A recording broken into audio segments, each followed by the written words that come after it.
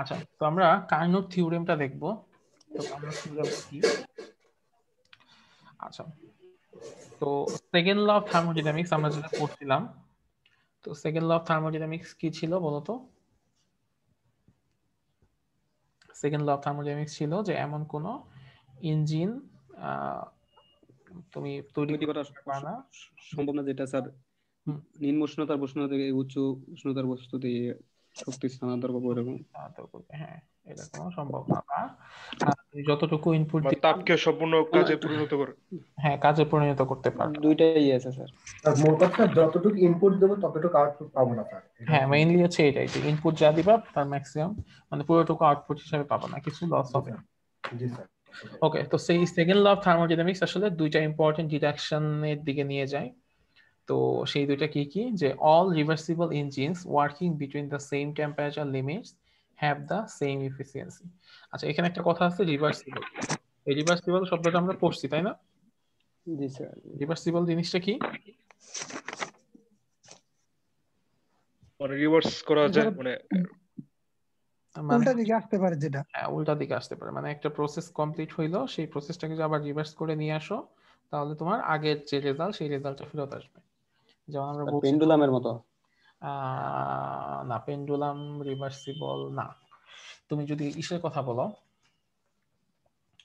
এই পানির কথা, ওয়াটার কথা বলো, বা একটা বরফের কথা বলো, বরফকে তুমি যদি তাপ দাও পানি হবে, পানিকে তাপ দিলে বাষ্প হবে, সেটাকে আবার যদি ঠান্ডা করো পানি হবে, সেটাকে আবার ঠান্ডা করলে বরফ হবে। ঠিক আছে, আগে যা ছিল পরেও তাই হবে। তো এটা হচ্ছে একটা রিভার্সিবল প্রসেস। তো তারপরে পেন্ডুলামের কথা যদি বলো, হ্যাঁ, পেন্ডুলামের কথাও রিভার্সিবল বলা যায়, পেন্ডুলামের যে গতিপথ সেটাও একটা রিভার্সিবল প্রসেস। আচ্ছা, তো এরকম কিন্তু, আচ্ছা এরকম ঘড়ির কাঁটা কি রিভার্সিবল? না না, এটা সাইক্লিক। ঘড়ির কাঁটা কে যদি বলো, ওইটাও তো আসলে ইন আ সেন্স একদিকে ঘুরে, কিন্তু স্যার মানে সাইকেলের চাকা হইতে পারে বা বাইকের চাকা উল্টা দিকেও তো ঘুরে এগুলা। এগুলাকে তুমি, ঘড়ির কাঁটাকে তুমি রিভার্সিবল বলতে পুরোপুরি পারা যাবে না, কারণ ঘড়ির কাঁটা ধরো এক মানে 12টা থেকে ঘুরে 12টা পর্যন্ত যাইতে কিছু পরিমাণ ওইটা তো আরেকটা দিয়ে সংজ্ঞা দেওয়া হয়েছে ওইগুলাকে। ব্যাটারি খরচ হয়েছে না? জি স্যার। এখন যদি আমি আবার উল্টা নিয়ে আসি, তাহলে ব্যাটারিটা কি যতটুকু খরচ হয়েছে সেটাকে আবার ভিতরে ঢুকবে? না স্যার, এটা হবে না স্যার। হবে না। এমন কিছু হবে স্যার যা দিবে তাই আবার মানে হ্যাঁ, বহুত অবস্থার পরিবর্তন করে দিবে। যেমন তুমি হাইটা এখান থেকে ধরো এক জায়গায় গেলা, আবার হাইটা তুমি বাসায় চলে আসলা, সেটা ঠিক আছে। স্যার আমার তো শক্তির অপচয় হইব স্যার। হ্যাঁ, তুমি যে গেলা আর আসলা, তোমার শক্তি অপচয় হয়েছে না? এটা হবে না স্যার। হ্যাঁ, তো এগুলো হচ্ছে রিভার্সিবল না। তো all reversible engines working between the same temperature have the same efficiency. তো এরকম কিন্তু যদি রিভার্সিবল হয়, সেই রকম সব রিভার্সিবল ইঞ্জিন যারা দুইটা সেম টেম্পারেচারে কাজ করবে তাদের সেম এফিসিয়েন্সি থাকবে। ঠিক আছে, all reversible engines working working between between the same temperature limits have the same same efficiency. Efficiency. আচ্ছা, এটা একটা কথা। আরেকটা কথা কি, কার্নোট থিওরেমে ওয়ার্কিং বিটুইন সেম ইনিশিয়াল এবং ফাইনাল টেম্পারেচার, মানে দুইটা সেম প্রাথমিক এবং একটা হচ্ছে প্রাথমিক তাপমাত্রা, আর একটা হচ্ছে ফাইনালের বাংলা কি, এটা হচ্ছে ফাইনাল, তো শেষ তাপমাত্রা। শেষ তাপমাত্রা সর্বোপরি বা ফলাফল। আচ্ছা, তো শুরুর তাপমাত্রা শেষ তাপমাত্রা এই দুইটা যদি সেম হয়, তাহলে কোনো ইঞ্জিন, একটা রিভার্সিবল ইঞ্জিনের চাইতে no engines can be more efficient than a reversible engine. তার মানে কথা হচ্ছে কি, ধরো দুইটা নির্দিষ্ট তাপমাত্রায় মধ্যে দুইটা ইঞ্জিন কাজ করতেছে, তার মধ্যে একটা হচ্ছে রিভার্সিবল আর একটা হচ্ছে রিভার্সিবল না, তাহলে সবসময় রিভার্সিবল ইঞ্জিন বেশি এফিশিয়েন্ট হবে, মানে সেখানে আমরা বেশি পরিমাণ তাপকে কাজে পরিণত করতে পারবো। আর এই যে রিভার্সিবল ইঞ্জিন গুলা, তোমার কাছে যতগুলা রিভার্সিবল ইঞ্জিন থাকবে সবগুলাই হচ্ছে একই ধরনের এফিসিয়েন্সি দিবে। সবগুলাকে যদি তুমি একই টেম্পারেচার লিমিটে কাজ করো, তাহলে সবগুলা সবসময় একই এফিসিয়েন্সি প্রদান করবে। ঠিক আছে, সো ফার্স্ট কথা কি, all reversible engines working between same temperature limits have the same efficiency, এটা হচ্ছে এক নাম্বার কথা। আর দুই নাম্বার কথা কি, working between same initial and final temperatures no engines can be more efficient than a reversible engine. আচ্ছা, তো fundamental assumptions of gas molecules গুলো আসলে কি? আমরা এখন এই টপিকটা পড়বো যে গ্যাস মলিকুলের ফান্ডামেন্টাল অ্যাজাম্পশন গুলো কি কি। একটা গ্যাস মলিকুল সেটা অনেক ছোট ছোট পার্টিকেল দ্বারা তৈরি, ঠিক আছে? অনেক ছোট ছোট কিছু পার্টিকেল দ্বারা তৈরি, অনেকগুলো ছোট ছোট পার্টিকেল একত্র হয়ে একটা গ্যাস মলিকুল তৈরি করে। এবং এই যে ছোট ছোট পার্টিকেল গুলা, এগুলাকে বলা হয় মলিকুলস, ঠিক আছে? তার মানে অ্যাকচুয়ালি ব্যাপারটা হচ্ছে এরকম যে অনেকগুলো মলিকুলস মিলিত হয়ে একটা গ্যাস তৈরি করে, আমরা তো তাই জানি, তাই না? তো আচ্ছা, এই যে গ্যাস মলিকুল গুলা, এগুলো হচ্ছে আর আইডেন্টিক্যাল ইন অল রেসপেক্ট। এগুলা হচ্ছে দেখতে একরকম, এই এই ছোট ছোট গ্যাস মলিকুল গুলা দেখতে একরকম, either in mass or size. তাদের ভরও একরকম, তাদের সাইজও একরকম। গ্যাস মলিকুলের ভর এবং গ্যাস মলিকুলের সাইজ সবসময় আইডেন্টিক্যাল, ঠিক আছে? এবং তারা দেখতে একরকম। আচ্ছা, the volume of the molecules is negligible when compared to the volume of the gas. আচ্ছা, টোটাল যে গ্যাস আছে সেই গ্যাসের যে ভলিউম, সেই তুলনায় যে কোনো একটা মলিকুলের ভলিউম হচ্ছে খুবই ক্ষুদ্র, এবং এত ক্ষুদ্র যে সেটাকে নেগলেক্ট করা যায়, ঠিক আছে? The volume of the molecules is negligible when compared to the volume of the gas. তো গ্যাসের ভলিউমের তুলনায় ওই যে মলিকুলসের যে ভলিউম গুলা, সেগুলা হচ্ছে খুব বেশি নেগলিজিবল, ঠিক আছে? আচ্ছা, মলিকুলস আর পারফেক্টলি ইলাস্টিক স্পেয়ার্স। মলিকুল গুলা হচ্ছে একেবারে পারফেক্টলি ইলাস্টিক স্পেয়ার, মানে স্থিতিস্থাপক গোলক, ঠিক আছে? স্থিতিস্থাপক গোলকের মতো মলিকুল গুলো, এবং they do not exert force on each other. তারা একটা আরেকটার উপর কোনো ধরনের ফোর্স অ্যাপ্লাই করে না, ঠিক আছে? একটা আরেকটার উপর কোনো মানে ওরকম কোনো ঝামেলা নাই, মানে একটা একটার উপর প্রেসার দিবে এরকম কিছু করে না। তারা তাদের মতো ঘুরতে থাকে শান্তিমন। আচ্ছা, the molecules are in random motion and obey Newton's law. এই মলিকুল গুলা কি করে? র্যান্ডম মোশনে চলাচল করে এবং নিউটনের ল মেনে চলে, ঠিক আছে? এই যে এখানে একটা কথা বলা হয়েছে যে মলিকুল গুলা র্যান্ডম মোশনে চলাফেরা করে, মানে কি? যে মলিকুল গুলা মানে কখন, কি স্যার ছোড়াছুড়ি করে?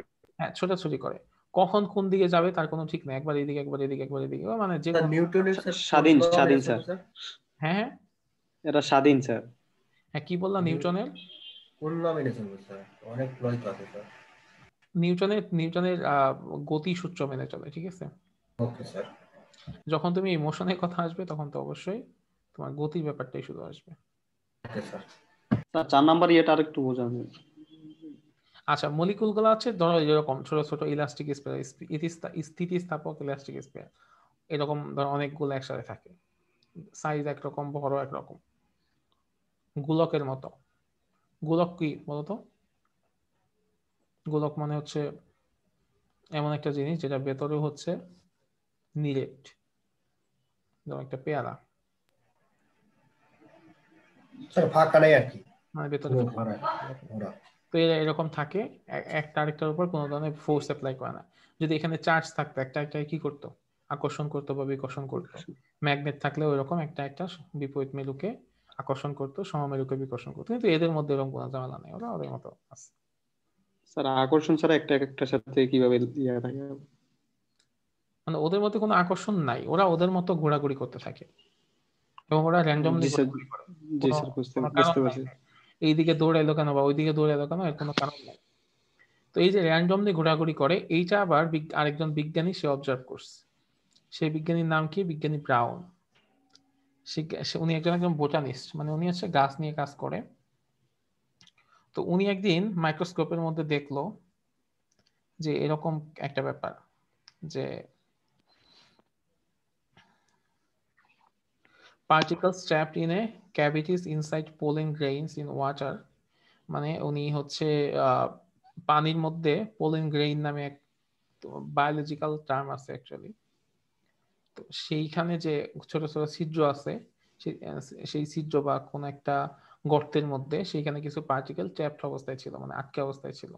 তো সেইখানে উনি দেখলো যে এই পার্টিকেল গুলাই পানির মধ্যে মুভ করতেছে, এবং সে কেন মুভ করতেছে এর কোনো মেকানিজম উনি হচ্ছে খুঁজে পাইল না। যে ধরো একটা জিনিস এরকম এক জায়গায় আটকে আছে, এরকম একটা জিনিস এক জায়গায় আটকে আছে, তো হঠাৎ করে ওই দিয়ে গেল, একটু পর আবার দিয়ে গেল, আবার এদিকে গেল, এদিকে গেল, মানে কোনো কারণ তো থাকবে তাই না? কোনো কারণ নাই।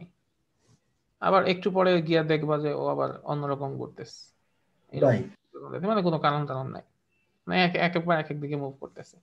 তো এই এই থেকে উনি যেটা বুঝলো যে এটা আসলে মানে এই গ্যাস মলিকুল গুলা লিকুইড বা গ্যাস, লিকুইড আর গ্যাস, তরল আর কঠিন, এইগুলাকে বলা হয় ফ্লুইড, মানে যেগুলো ফ্লো করতে পারে। কঠিন কি ফ্লো করতে পারে? তোমার ফোন যদি এক না জায়গায় রাখো, সে কি নড়তে পারবে? পারে না। না স্যার, কিন্তু পানি তুমি এক জায়গায় রাখলে থাকবে? না স্যার। থাকবে না। গ্যাস তুমি এক জায়গায় রাখলে থাকবে? থাকবে না। তো এগুলো হচ্ছে ফ্লুইড, লিকুইড আর গ্যাস, এগুলো হচ্ছে ফ্লুইড।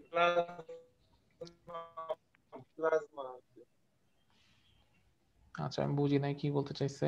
স্যার বলতে যাচ্ছে মনে হয় এই কাউসার মনে হয় বলতে যাচ্ছে ওই যে ইয়াটা আছে আমাদের একটা মনে হয় প্রোগ্রাম আছে 8টায়, ওইটার কথা বললাম। তাই নাকি? কি প্রোগ্রাম আছে? জি স্যার, 8টায় যে ক্যারিয়ার টক। ও ক্যারিয়ার টক আজকে, তাই তাই কি? স্যার আজকে স্যার স্যার 8টায়। আচ্ছা ঠিক আছে, 8টার আগে ছেড়ে দিব, সমস্যা নাই। তো আমরা খুব 5 মিনিটেই সব শেষ করে দিব, সমস্যা নাই। আচ্ছা, তো এইগুলা হচ্ছে এরকম করে ছোটাছুটি করে। তো এই ছোটাছুটি করার কারণে এগুলা কোন দিকে কোনটা যায় তার কোনো ঠিক ঠিকানা নাই, এক একটা এক এক সময় এক এক দিকে যায়, টাইম টু টাইম ভ্যারি করে কোনো নাই। তো এই ধরনের মোশনকে বলা হয় র্যান্ডম মোশন, এবং এই র্যান্ডম মোশনের একটা নাম আছে, সেটাকে বলা হয় ব্রাউনিয়ান মোশন। তুমি যদি তোমার বাসায় যে বডি স্প্রে আছে, সেটা তুমি রুমের মধ্যে এক জায়গায় খোলা রেখে তুমি বাইরে বেরিয়ে যাও, দেখবা তোমার পুরো রুমের মধ্যে এটা ছড়িয়ে গেছে। কারণ কি? ওই যে ব্রাউনিয়ান মোশনে ঘোরাঘুরি করে, এই কারণে ওটা এদিক সেদিক সরা যায়, এই কারণে পুরো রুমের মধ্যে তুমি আর কি ওই সুঘ্রাণটা পাবা। আচ্ছা, এইখানে একটা জিনিস খেয়াল করে দেখো, যে এই ভদ্রলোকগুলা যারা এরকম ছোটাছুটি করে, ছোটাছুটি করার সময় তাদের একটা কাহিনী আছে। কাহিনীটা কি? ধরো ওই যে এরকম একটা পাত্র আছে, তো এখানে একটা মলিকুল আছে, এখানে একটা মলিকুল আছে। তো এই মলিকুল গুলা কি করে, এদিক দিয়ে যাওয়ার সময় ওর লগে একটা ধাক্কা খায়, ধাক্কা খায়, আবার এখানে গিয়ে আবার একটা ধাক্কা খায়, আবার এখানে একটা ধাক্কা খায়, আবার গিয়ে আবার এখানে একটা ধাক্কা খায়, আবার হয়তো এইদিকে আরেকটা মলিকুল আছে সেখানে গিয়ে ধাক্কা খায়। তার মানে বিভিন্ন জায়গায় ছোড়াছুড়ি করে এবং বিভিন্ন জায়গায় ধাক্কা খাইতে খাইতে চলাচল করে এরা।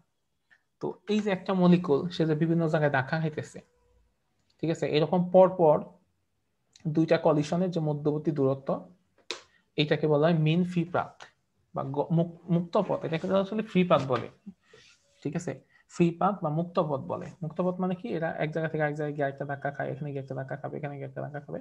এই যে একটা একটা ধাক্কা থেকে আরেকটা ধাক্কা পর্যন্ত যে সময় বা যে ডিস্টেন্স, এটাকে বলা হয় ফ্রি পাথ, ঠিক আছে। এবং এই একটা মলিকুল তার একটা ধাক্কা খায় না, অনেকগুলা ধাক্কা খায়। তো যতগুলা ধাক্কা খায়, সবগুলা ধাক্কা খাওয়ার পরে সে যতগুলা ডিস্টেন্স অতিক্রম করবে, সেটাকে যতগুলা ধাক্কা খাইছে সেটাতে যদি ভাগ করো, তাহলে যে জিনিসটা পাবা সেটাকে বলা হয় মিন ফ্রি পাথ বা গড় মুক্ত পথ, সেটাকে ল্যামডা দ্বারা প্রকাশ করা হয়, ঠিক আছে। এই যে গ্যাসের মলিকুল গুলা তারা কি করে, তারা যখন ট্রাভেল করে এক জায়গায় থাকে, তখন তারা কি র্যান্ডমলি চলাচল করে। এই র্যান্ডমলি চলাচল করার সময় এরা হচ্ছে বিভিন্ন জায়গায় ধাক্কা খায়, অন্য একটা মলিকুলের গায়ে ধাক্কা খায়, বা যে পাত্রের মধ্যে রাখা হয়েছে সেই পাত্রে বিভিন্ন জায়গায় ধাক্কা খায়। ধাক্কা খেয়ে তারা হচ্ছে র্যান্ডমলি চলাচল করে। তো এই র্যান্ডমলি যখন চলাচল করবে, তখন সে টোটাল যত ডিস্টেন্স অতিক্রম করবে, সেটাকে টোটাল যতটুকু মানে যতগুলা ধাক্কা সে খাইছে সেটা দিয়ে যদি আমি ভাগ করি, তাহলে যেটা পাবো সেটাকে বলা হয় গড় মুক্ত পথ। মানে একটা ধাক্কা থেকে আরেকটা ধাক্কা পর্যন্ত ওই গড় পথ কতটুকু, তো সেটাকে প্রকাশ করা হয় ল্যামডা দ্বারা, ল্যামডা সমান সমান এস বাই এন। তো এইটাকে আরো কমপ্লেক্স করে ক্যালকুলেশন করে এটার একটা ইকুয়েশন বের করা হয়েছে, সেটা হচ্ছে ল্যামডা সমান সমান √2 পাই এন পাই সিগমা স্কোয়ার, যেখানে এন হচ্ছে number of molecules per unit volume, আমার ভলিউম মানে পার ইউনিট ভলিউমে আমার কতগুলো নাম্বারস আছে। আর সিগমা হচ্ছে কি? সিগমা হচ্ছে ডায়ামিটার অফ দ্য মলিকুল, মানে যে এইরকম একটা মলিকুলের ডায়ামিটার কত, সেটা হচ্ছে ডায়ামিটার অফ দ্য মলিকুল, সেটা হচ্ছে সিগমা। আর এন হচ্ছে পার ভলিউমে কতগুলা মলিকুল আছে, আর পাই তো পাই 3.14। তো এখান থেকে আসলে ল্যামডার মানটা বের করা হয়, ঠিক আছে। তো এখানে একটা ম্যাথ আছে, এই ম্যাথটা তোমাদের কাজ দিয়ে রাখলাম। স্যার ম্যাথটা এই তোমরা পরের ইকুয়েশনটা স্যার একবার বলেন স্যার 1/2 এটা আচ্ছা, একবার বলুন। এই ইকুয়েশনটা হচ্ছে কি, মানে এটার জন্য একটা বড় ক্যালকুলেশন আছে, এইখান থেকে এটা আসছে বড় ক্যালকুলেশন আছে। তা আমরা আসলে অত ক্যালকুলেশন করবো না, আমরা জাস্ট শুধুমাত্র ফর্মুলাটা জানবো। সেটা হচ্ছে ওকে স্যার ল্যামডা সমান সমান 1/√2 n পাই সিগমা স্কোয়ার, যেখানে n হচ্ছে ধরো প্রতি 1 মিটার কিউব জায়গার মধ্যে কতগুলা মলিকুলস আছে, সেটা হচ্ছে n। স্যার অণুর সংখ্যা হ্যাঁ, অণু বলতে হ্যাঁ, মলিকুল মানে কি অণু, সেই অণু কতগুলা আছে 1 মিটার কিউব জায়গার মধ্যে, মানে 1 ঘন মিটার জায়গার মধ্যে কতগুলা অণু আছে সেগুলা, সেটা হচ্ছে এন। জি স্যার। পাই হচ্ছে 3.14, এটা তো আমরা জানি। জি স্যার। আর এটা হচ্ছে সিগমা। এই সিগমাটা কি? সিগমাটা হচ্ছে এই যে আমার যে মলিকুল গুলো আছে, মলিকুল গুলা সম্পর্কে কি বলছিলাম, এগুলো হচ্ছে এক ধরনের স্থিতিস্থাপক গোলক, তাই বলছিলাম না, ইলাস্টিক স্ফিয়ার বলছিলাম। তো এই জি স্যার। গোলক গুলার ডায়ামিটার কত, সেটা হচ্ছে সিগমা। তো আমি যদি গোলক গুলার ডায়ামিটার জানি আর ওই 1 ঘন কিউব জায়গায় কতগুলা মলিকুল আছে সেটা যদি আমি জানি, সেখান থেকে এই সূত্রের মাধ্যমে আমি ইজিলি ল্যামডার মানটা বের করে ফেলতে পারবো, যে ওদের গড় মুক্ত পথ কত হবে সেটা বের করে ফেলতে পারবো। তার গড় মুক্ত পথ হলো সিগমা না, না ল্যামডা। ল্যামডা, হ্যাঁ। লামডা। তো এখান থেকে তোমাদের ম্যাথ আসবে, এই যে নিচে একটা ম্যাথও দেয়া আছে, যেহেতু আজকে টাইম নাই আমি নেক্সট দিন এই দুইটা ম্যাথ করে দিব, তার আগে তোমরা নিজেরা চেষ্টা করো, না পারলে আমি করে দিব। স্যার নিচে তো ওকে আমাদের এই স্যার। জায়গায় 20 পেজের পর আর পেজই নেই। আচ্ছা, আমি এই পেজটা দিয়ে দিব, মানে এইটা আমি আপডেট করছি, সেই আপডেটেড লেকচার শিটটা তোমাদেরকে পাঠিয়ে দিব। জি স্যার, এই আপডেটটা আমাদের দিয়ে দেন তাইলে। Okay, okay sir. ঠিক আছে। Thank you. স্যার বলো। স্যার আমি তো